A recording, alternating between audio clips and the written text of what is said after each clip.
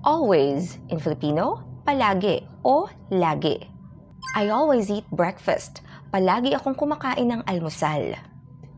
Usually or frequently. In Filipino, karaniwan o madalas. I usually wake up early. Karaniwan ako nagigising ng maaga. Often. In Filipino, madalas. I often go to the gym.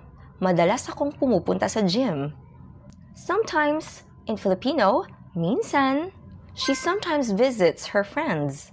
Minsan binibisita niya yung mga kaibigan niya. Occasionally. In Filipino, paminsan-minsan. I occasionally go to the park. Paminsan-minsan pumupunta ako sa park. Rarely or seldom. In Filipino, bihira.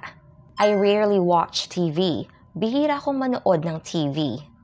Hardly ever. In Filipino, halos hindi o halos hindi kailanman.